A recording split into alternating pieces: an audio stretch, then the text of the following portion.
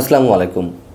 সাবেক সেনাপ্রধান জেনারেল আজিজ আহমেদের বিরুদ্ধে উত্থাপিত যত অভিযোগ রয়েছে তার কোনোটির ক্ষেত্রে এখন হাসিনা সরকারের পতনের পর প্রমাণিত হতে যাচ্ছে বা প্রমাণিত হয়েছে। আজিজ আহমেদের বিরুদ্ধে শেখ হাসিনা সরকার কোনো ব্যবস্থা তো নেয়নি, নেওয়ার কথাও নয়। তারপরেও প্রচণ্ড সমালোচনার মুখে গত 9 জুন শেখ হাসিনা সরকার পতনের 2-1 মাস আগে একটি তদন্ত কমিটি গঠিত হয়েছিল তার বিরুদ্ধে, আর সেটি হচ্ছে নির্বাচন কমিশনের বিষয়, এনআইডি সংক্রান্ত। তার যে 2 অপরাধী ভাই হারিস আহমেদ এবং তোফায়েল আহমেদ জোসেফের বিরুদ্ধে হত্যাসহ অসংখ্য অভিযোগ ছিল, মামলাও ছিল। জোসেফ তো যাবজ্জীবন সাজাপ্রাপ্ত আসামি ছিল। তাকে অ্যাডভোকেট আব্দুল হামিদ সাবেক রাষ্ট্রপতি সাধারণ ক্ষমা ঘোষণা করেছিলেন। তো এই 2 ভাই বিদেশে পালিয়ে যেতে বা বিদেশে যাওয়ার জন্য তাদেরকে যে জালিয়াতির মাধ্যমে ভুয়া এনআইডি তৈরি করে দেওয়া হলো বা তারা পেলেন, কে করে দিয়েছিলেন? আজিজ আহমেদ তার প্রভাব প্রতিপত্তি কাজে লাগিয়ে। তিনি 2018 সালের জুন থেকে 2021 সালের জুন পর্যন্ত সেনাপ্রধানের দায়িত্বে ছিলেন।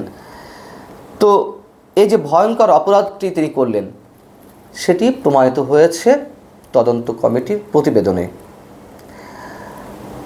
হারিস আহমেদ কীভাবে বিদেশে বসে সেনাবাহিনীর বিভিন্ন কাজে তদারকি করছেন, ঠিকাদারি কাজ নিয়ন্ত্রণ করছেন, সেই সব সহ আরও অনেক তথ্য আপনাদের নিশ্চয় মনে আছে। আন্তর্জাতিক গণমাধ্যম আল জাজিরার একটি documentary all the prime ministers main এই নামের ডকুমেন্টারিতে উঠে এসেছিল। এবং কীভাবে পলাতক থাকা অবস্থায় হারিস আহমেদ আজিজ আহমেদের সন্তানের বিয়েতে তিনি বাংলাদেশে এসে উপস্থিত থাকলেন, আবার চলে গেলেন, এরকম অনেক অভিযোগ উত্থাপিত হয়েছিল। খুব স্বাভাবিকভাবে আজিজ আহমেদ অস্বীকার করেছিলেন এবং তার বিচার, যদি তিনি দোষী প্রমাণিত হন, তার বিচার সেনা আইনে হবে না সাধারণ আইনে হবে, এ নিয়ে অনেক ধরনের বিতর্ক শুরু হলো। বিতর্কটি শুরু করলেন আওয়ামী লীগের সাধারণ সম্পাদক ওবায়দুল কাদের নিজে। এক সময় এক কথা তারা বলতে লাগলেন, মন্ত্রীরা এক কথা, নেতারা এক কথা।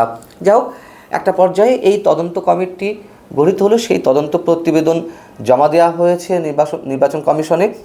সেখানে সেই তদন্তের বিষয়ে নির্বাচন কমিশন সচিব শফিউল আজম বলেছেন যে আমরা তদন্ত প্রতিবেদন পেয়েছি, তদন্ত প্রতিবেদনের সুপারিশের ভিত্তিতে ব্যবস্থা নেওয়া হবে এবং কেউ যদি জালিয়াতি করে এনআইডি বাতিলের ক্ষমতা জাতীয় পরিচয়পত্র নিবন্ধন অনুবিভাগের মহাপরিচালকের রয়েছে। কিন্তু আজিজ আহমেদের বিরুদ্ধে কী ব্যবস্থা নেওয়া হবে সেটি আপনি বলতে পারেননি, বা তিনি শুধু এনআইডি সম্পর্কেই বলেছেন। এবং একথাও বলেছেন যে যদি এনআইডি দেওয়ার ক্ষেত্রে তা প্রক্রিয়ার বাইরে হয়ে থাকে, মানে সে বিষয়ে সাংবাদিকদের প্রশ্ন ছিল, সেখানে তিনি বলেছেন যে অবশ্যই প্রক্রিয়ার বাইরে গেছে এবং আবেদনে আজিজ আহমেদের সুপারিশ ছিল, এটা তিনি স্পষ্টভাবে জানিয়েছেন। তাহলে যে এত বড় একটি অপরাধ, জাতীয় পরিচয়পত্র জালিয়াতির ঘটনা যিনি জড়িত, তার বিচার কি হবে? এবং তার বিরুদ্ধে যত দুর্নীতির অভিযোগ উত্থাপিত হয়েছে সেইগুলো বা এখন কি হবে, সেগুলো আবারও সামনে চলে এসেছে। ওই এনআইডিতে হারিস আহমেদ এবং তোফায়েল আহমেদ ওরফে জোসেফের নাম তো পরিবর্তন করা হয়েছিলই, তাদের বাবা মায়ের নামও পরিবর্তন করা হয়েছিল। যেমন এনআইডিতে হারিস আহমেদের নাম দেওয়া হয়েছিল মোহাম্মদ হাসান, আর জোসেফের নাম পরিবর্তন করে লেখা হয়েছিল তানভীর আহমেদ তানজিল। তো শেখ হাসিনা সরকারের পতন হয়েছে।